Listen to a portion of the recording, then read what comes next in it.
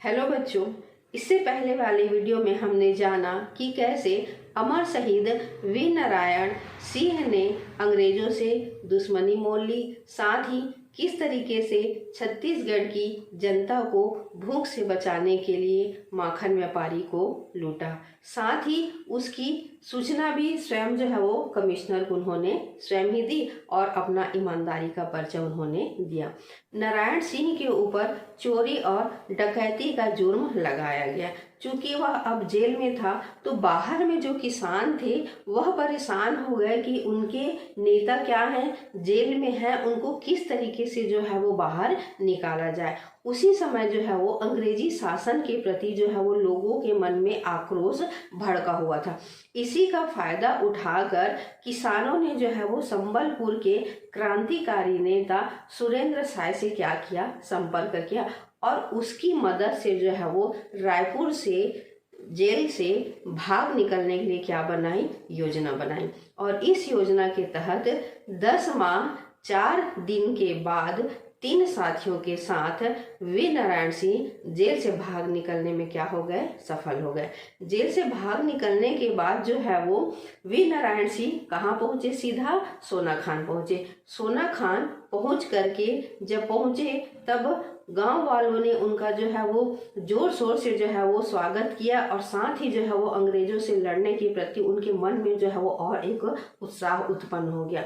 लेकिन इधर इलियट जो है वो क्या था, परेशान हो गया था कि कैसे जो है वो वीर नारायण सिंह जो है वो जेल से भाग गया है। इसके लिए उसके ऊपर क्या किया गया, 1000 रुपये जो है वो इनाम की राशि रखी गई कि किसी भी तरीके से जो है वो वीर नारायण सिंह को पकड़ा जाए। वीर नारायण सिंह जानते थे कि अंग्रेजी सरकार उसे बख्शेगी नहीं, वह किसी भी प्रकार से उसे क्या करेगी, पकड़ने का जो है वो प्रयास करेगी और ऐसा ही हुआ। और इधर जो है वो वीर नारायण सिंह सोनाखान पहुंचकर 500 बंदूकधारियों की क्या कि उन्होंने जो है वो एक सेना तैयार की। साथ ही जो है हथियार, गोला बारूद, सारी चीज़ें क्या की उनके द्वारा जो है वो इकट्ठे किए गए और सोनाखान पहुंचने वाले जितने भी रास्ते थे उन सभी रास्तों पर क्या कर दी गई, मोर्चाबंदी कर दी गई वीर नारायण सिंह के द्वारा। रायपुर के डिप्टी कमिश्नर इलियट को जब पता चला कि वीर नारायण सिंह जेल से भाग गया है और जा कर के सोनाखान में रह रहा है, तब उसकी नींद जो है वो हराम हो गई थी। वह किसी भी सूरत में जो है वो वीर नारायण सिंह को पकड़ना चाहता था।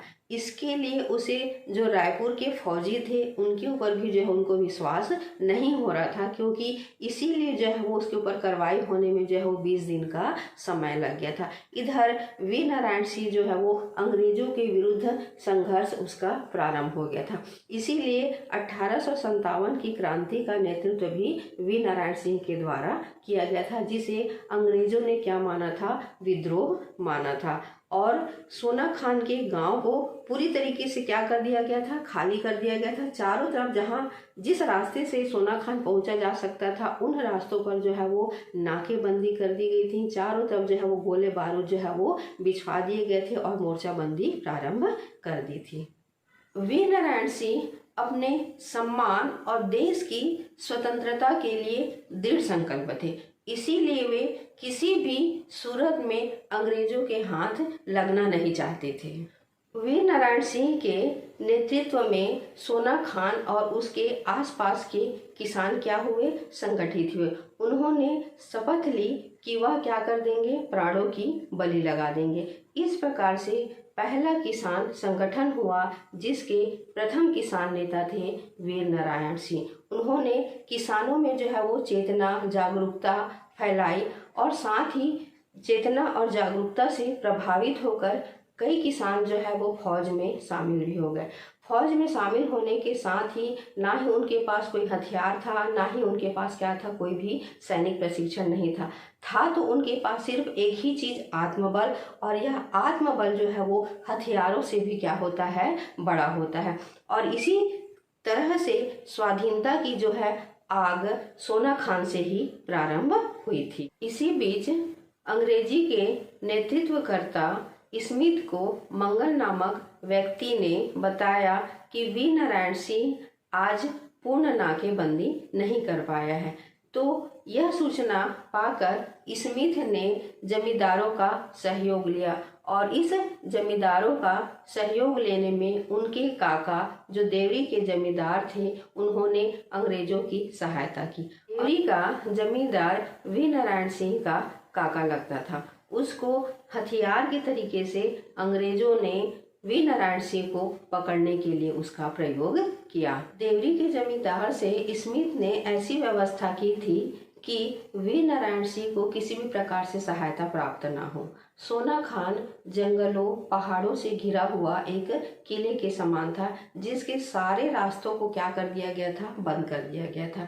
1 दिसंबर 1857 को सोना खान पर आक्रमण करने के लिए फौज को रवाना किया गया। जैसे ही स्मिथ की सेना जैसे ही सोना खान के करीब पहुंची, वह 3 फरलांग बस दूर थी, वैसे ही वीर नारायण सिंह के सैनिकों के द्वारा उन पर आक्रमण कर दिया गया।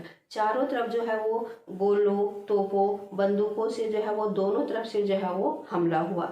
जब हमला इतना ज़्यादा तेज हो गया तो वीर नारायण सिंह के जो सैनिक थे उनको रोकने में असमर्थ हो गए, तो वह पीछे की जंगलों की ओर क्या हो गए, भाग गए, ताकि जो है वो पुनः आक्रमण कर सके।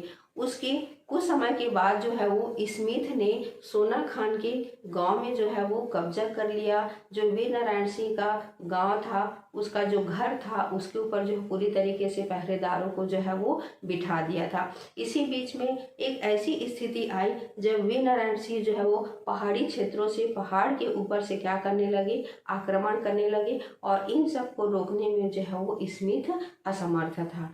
जब स्मिथ असमर्थ हो गया तो उन्होंने जो है वो पूरे गांव को क्या कर दिया, आग के हवाले कर दिया गया। सोना खान जो है वो धू धू करके जो है वो जलने लगा। वीर नारायण सिंह स्मिथ से इस तरीके से मुकाबला होगा ऐसा करके सोचा तो था, लेकिन सोना खान जो है वो इस तरीके से धू धू करके जल जाएगा उसने कल्पना भी नहीं की थी। और सुबह जब देखा तो पूरा सोना खान गाँव जो है वो राख का ढेर हो चुका था।